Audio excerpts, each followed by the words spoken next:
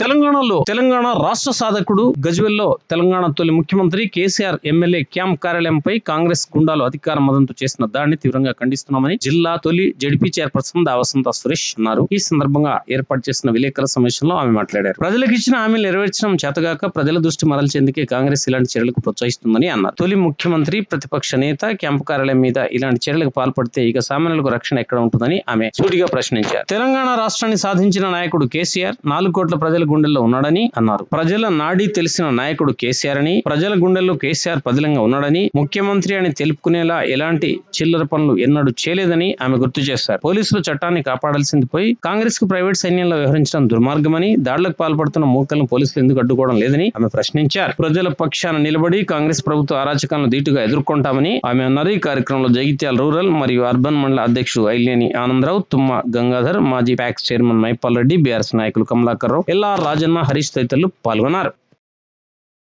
నిన్న గజ్వెల్ ఎమ్మెల్యే అదేవిధంగా తెలంగాణ రాష్ట్రాన్ని సాధించినటువంటి మన రాష్ట్ర సాధకుడు తెలంగాణ రాష్ట్ర తొలి ముఖ్యమంత్రి కేసీఆర్ గారి క్యాంపు కార్యాలయంలో కాంగ్రెస్ గుండాలు అధికార పదంతో రేవంత్ రెడ్డి బొమ్మ పెట్టాలి అని చెప్పేసి అది వాళ్ళు కాంగ్రెస్ గుండాలను రేవంత్ రెడ్డి సర్కార్ వచ్చిన తర్వాత రేవంత్ రెడ్డి కాంగ్రెస్ గుండాలను తయారు చేసి పోలీసులను కూడా ప్రైవేట్ సైన్యంలా వాళ్ళ వెనకాల ఈ రౌడీ మూకలకు ప్రోత్సాహం ఇస్తూ వాళ్ళు వెళ్ళి ఆ క్యాంపు కార్యాలయాన్ని ఆ అద్దాలను అన్ని ధ్వంసం చేసి కావాలని చెప్పేసి అక్కడ ఆ ఫోటో పెట్టి అక్కడ విధ్వంసం సృష్టించడాన్ని పూర్తిగా కూడా జైత్యాల్ బీఆర్ఎస్ పార్టీ పక్షాన మేము దీన్ని తీవ్రంగా ఖండిస్తూ ఉన్నాం.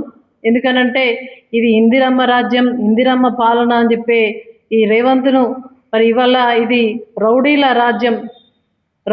రాజ్యం అని చెప్పేసి ఇది చెప్పగానే చెప్తా ఉన్నాడు. మొన్న అసెంబ్లీ సాక్షిగా కూడా ఒక ఎమ్మెల్యేని లేపి మాకు కూడా ఉన్నాడు ఎమ్మెల్యే రాజ్ ఠాకూర్ అని చెప్తే అసలు నువ్వు ప్రజలకు ఏం మెసేజ్ ఇస్తున్నావు అని చెప్పేసి ఇలా ప్రజలందరూ మీ కాంగ్రెస్ కార్యకర్తలను గుండాల్లాగా తయారు కానీ ఈ హామీలను ఒక పక్క అమలు చేయకుండా ఈ విధంగా మీరు పాలన నడిపిస్తూ ఉంటే అందరూ కూడా చూస్తూ ఉన్నారు.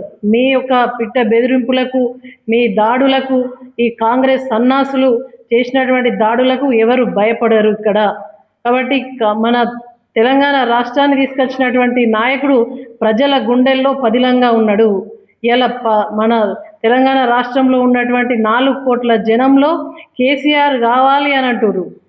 చరిత్రను మలుపుతా అన్నా కూడా మలపలేని చరిత్ర కేసీఆర్. అటువంటి నాయకుడిని అస్తమానం తిట్టుకుంటూ పబ్బం గడుపుతా ఉన్నావు నువ్వు.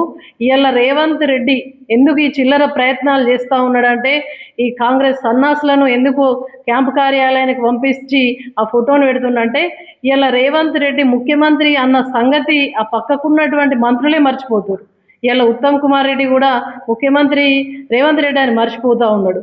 ఇంకా పక్కకున్నటువంటి ఇంకో మంత్రి కూడా చాలా సందర్భాల్లో మర్చిపోతున్నారు. ఎక్కడికన్నా ప్రైవేట్ ప్రోగ్రామ్కి వెళ్ళినా కూడా అక్కడ కూడా డయాస్ మీదకి పిలిచేటప్పుడు ముఖ్యమంత్రి కేసీఆర్ అనుకుంటున్నారు తప్ప రేవంత్ రెడ్డి ముఖ్యమంత్రి అని చెప్పేసి ఎవరు గుర్తిస్తలేరు. కాబట్టి ఈయన గోసంతా ఈ రేవంత్ రెడ్డి బాధ అంతా కూడా నా ఫోటో పెట్టుకొని నా ఫోటోను వేలాడదీయండి అని చెప్పేసి బతిమలాడుకునే పరిస్థితి వచ్చింది. కానీ కేసీఆర్ అట్లా కాదు. కేసీఆర్ ముఖ్యమంత్రి ఇక 10 సంవత్సరాలున్న తెలంగాణ రాష్ట్రాన్ని సాధించిన నాయకుడు, ప్రజలకు ఏం కావాలో తెలిసిన నాయకుడు, ప్రజల నాడి తెలిసిన నాయకుడు కేసీఆర్. కాబట్టి కేసీఆర్ గారు ప్రజల గుండెల్లో పదిలంగా ఉన్నారు.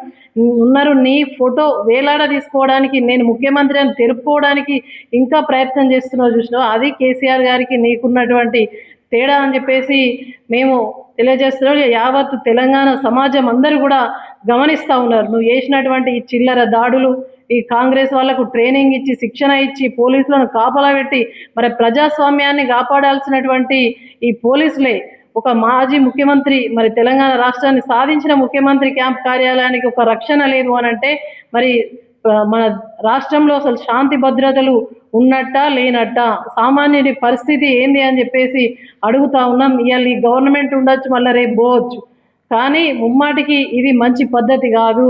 కేవలం ఇది ఇందిరమ్మ రాజ్యం కాదు. దీంతోటి ప్రజల యొక్క దృష్టిని మరల్చాలని మాత్రమే ఏదో ఒక దాడి చేసుడు, మళ్ళా పథకాల గురించి ప్రజలు ఎక్కడ అడుగుతారని చెప్పేసి ఒక దాడి చేసి దాన్ని అల్లకల్లోలం చేసి దృష్టి మరల్చే విధంగా చేస్తున్నావు. ఈ చిల్లర ప్రయత్నాలు కాంగ్రెస్ గూండాలు, కాంగ్రెస్ చిల్లర సన్నాసులు మానుకోవాలి. ఖబర్దార్, కేసీఆర్ గారి జోలికి వస్తే ఎక్కడ కూడా 60 లక్షల మంది సభ్యత్వం ఉన్నటువంటి ఏకైక పార్టీ బీఆర్ఎస్ పార్టీ.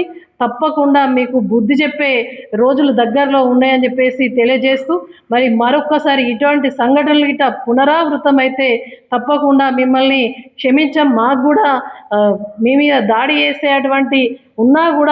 చేసేటువంటి కార్యకర్తలు ఉన్నా కూడా చెయ్యం. మేము సంస్కారవంతమైనటువంటి బీఆర్ఎస్ పార్టీ సైనికులం. మేము కేసీఆర్ గారి నాయకత్వంలో ఒక క్రమశిక్షణ కలిగినటువంటి పార్టీ సైనికులుగా పనిచేస్తాం. ప్రజల పక్షాన పోరాడతాం. ఆనాడు తెలంగాణ ఉద్యమంలో ప్రజల కోసం పోరాడి తెలంగాణ రాష్ట్రాన్ని తీసుకొచ్చినాం.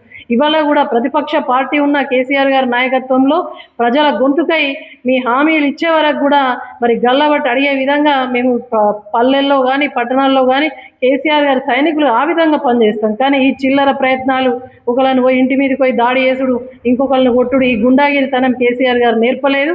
రేవంత్ను అనే పరిస్థితి తీసుకొచ్చుకున్నావు. ఆ హామీలను పక్కకు పెట్టినావు. ఇవాళ ఏమున్నా కూడా ఈ గుండాగిరి రాజ్యం చేస్తున్నావు.